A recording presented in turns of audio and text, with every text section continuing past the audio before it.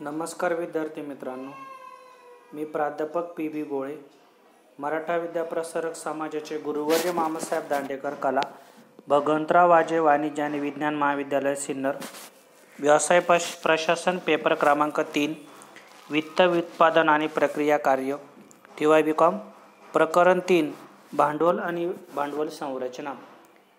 मागील लेक्चरमध्ये आपण समन्याय व्यापाराचे व्याख्या, फायदे आणि मर्यादा बघितल्या.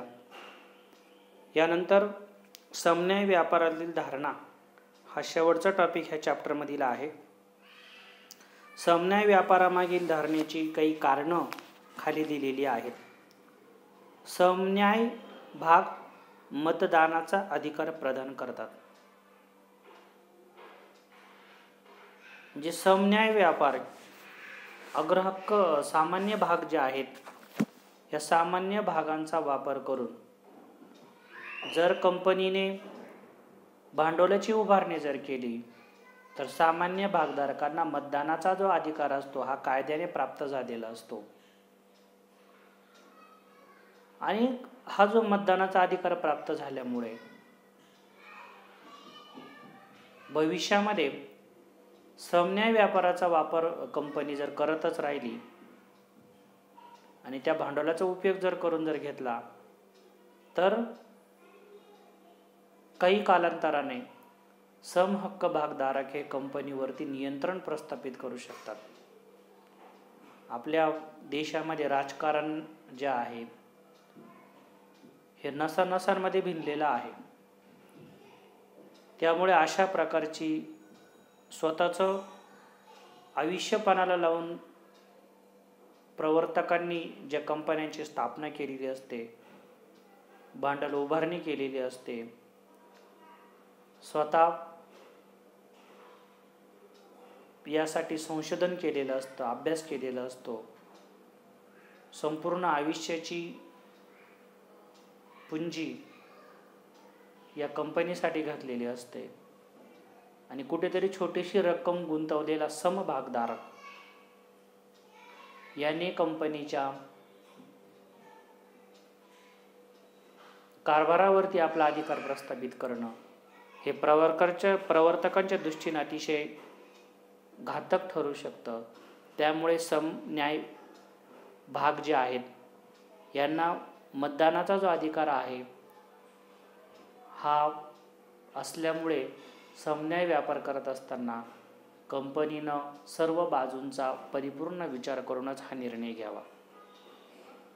दुसरा आहे अग्रहक्क भागधारकांना समन्याय भागधारकांच्या तुलनेने अग्रक्रम असतो.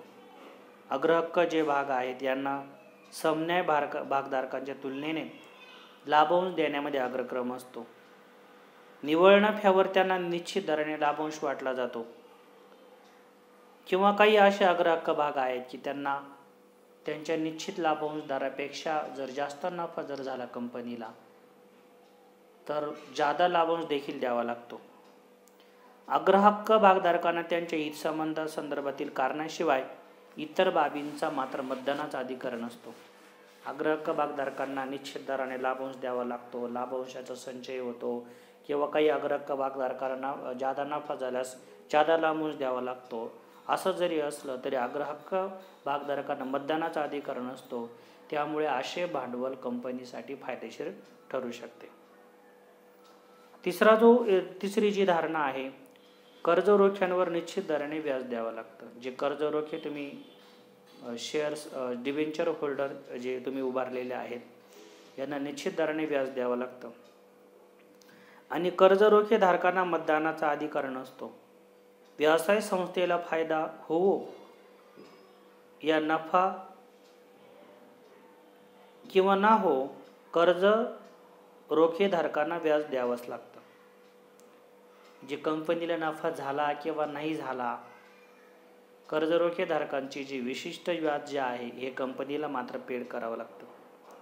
वरील तिन्ही बाबींचा विचार जर आपण केला, सामान्य भाग, अग्रहक्क भाग आणि कर्ज रोखे, तर व्यवसाय संस्था काही समभाग जारी करून, काही अग्रहक्क भाग जारी करून आणि कर्ज रोखे जारी करून निधीची उभारणी करू शकते.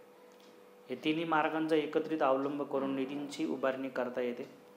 जर व्यवसाय संस्थेच्या भांडवल रचनेमध्ये अग्रहक्क भाग आणि कर्ज रोख्यांवर अधिक भर असेल तर निश्चित असे शुल्क अदा केल्यानंतर उरलेल्या मिळकतीतून हिस्सा मागणाऱ्या समभागधारकांची संख्या कमी होते.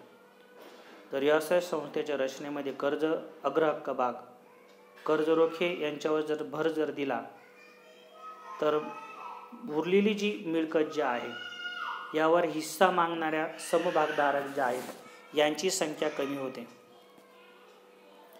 अग्रहक्क भागधारक आणि कर्ज रोखेधारक यांना मतदानाचा हक्क नसतो.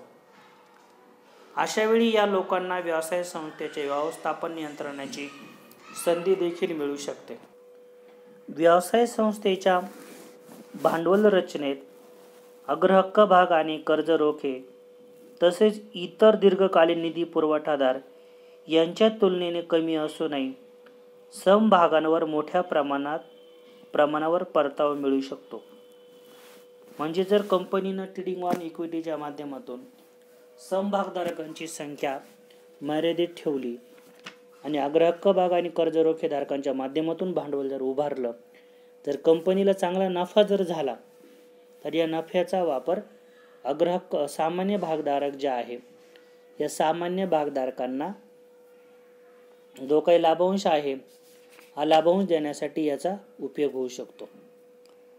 जसं की समजा एखाद्या कंपनीकडं अग्रहक्क भाग आणि कर्जे यांची एकूण 45 लाख रुपयाची मालमत्ता आहे आणि अग्रहक्क भागधारक जे आहे यांची मालमत्ता 60 लाखाची आहे. यांचा रेशो जर आपण काढला तर तो येतो 3:2 3:2. म्हणजे ज्यावेळेस एखादी संस्था कर्जाच्या माध्यमातून भांडवल संपादन करते किंवा सक्षम नसते तेव्हा ती समन्याय व्यापार धारणेतील जे काही सामान्य भागधारक आहे यांच्या माध्यमातून भांडवल उभारू शकते. याच्या विरुद्ध ज्या कंपनीकडे कर्जाऊ रक्कम उपलब्ध करण्याची क्षमता असेल अशी कंपनी मात्र अग्रहक्क भाग आणि कर्जदार किंवा डिबेंचर होल्डर यांच्या माध्यमातून भांडवल उभारून भांडवल उभारणी करू शकते. याचा उपयोग जो आहे हा समन्याय व्यापाराच्या माध्यमातून सामान्य भागधारकांना करून दिला जाऊ शकतो. समन्याय व्यापारावरील ज्या धारणा ज्या आहेत या संदर्भातील एक उदाहरण दिलेलं आहे. ते उदाहरण याच पद्धतीचं आहे की कर्ज आणि अग्रहक्क भाग यांचं प्रमाण आणि सामान्य शेअर होल्डर यांचं प्रमाण जे तुम्हाला सांगितलं 3:4 या प्रमाणात ठेवल्यानंतर कशा प्रमाणामध्ये फायदा तोटा होतो या संदर्भातील थोडासा अभ्यास तुम्ही पुस्तकाच्या माध्यमातून या ठिकाणी करून घेऊ शकता. यानंतर हे चॅप्टर जे आहे हे आपलं पूर्णपणे संपलेलं आहे.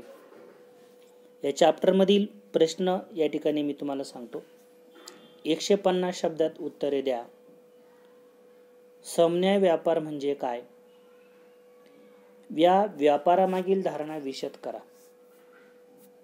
प्रश्न क्रमांक 2 आहे. भांडवल संरचनेवर परिणाम करणारे घटक स्पष्ट करा. त्यानंतर 500 शब्दात उत्तरे द्या. अधिभांडवलीकरण म्हणजे काय ते सांगून त्याची कारणे व परिणाम स्पष्ट करा. प्रश्न क्रमांक 2. कमी किंवा न्यून भांडवलीकरण म्हणजे काय त्याची कारणे व परिणाम यांची चर्चा करा. प्रश्न क्रमांक 3. भांडवल संरचना म्हणजे काय ते सांगून त्याचे तत्व सांगा. प्रश्न 4. भांडवलीकरण म्हणजे काय भांडवलीकरणाला प्रभावित करणाऱ्या घटकांची चर्चा करा. त्यानंतर टिपा द्या. अधिभांडवलीकरण, कमी किंवा न्यून भांडवलीकरणाची कारणे, वाजवी अथवा स्थिर भांडवलीकरण, भांडवल संरचनेची तत्वे, भांडवल संरचनेवर परिणाम करणारे घटक, समन्याय व्यापारामागील धारणा. अशा पद्धतीनं जे प्रश्न आपण बघितले, या प्रश्नांचा आपण विस्तृतपणे अभ्यास केलेला आहे. या माध्यमातून तुम्ही या प्रश्नांची उत्तरं यामध्ये लिहू शकतात. आपण जे चॅप्टर आता संपवलेलं आहे, भांडवलीकरण आणि भांडवल संरचना, यातील जो भाग भांडवलाच्या दृष्टीने महत्त्वाचा आहे, त्यामध्ये स्थिर भांडवल, खेळते भांडवल, भांडवलाचे स्रोत, भांडवलाचे प्रकार याची सविस्तर माहिती ही पुढील चॅप्टरमध्ये आलेली आहे. पुढील चॅप्टर हे अतिशय मोठं आहे आणि ह्या चॅप्टरमध्ये व्हिडिओ लेक्चरच्या माध्यमातून संपूर्ण जे माहिती जी आहे तुम्हाला या ठिकाणी पुढील लेक्चरमध्ये बघायला मिळेल. धन्यवाद.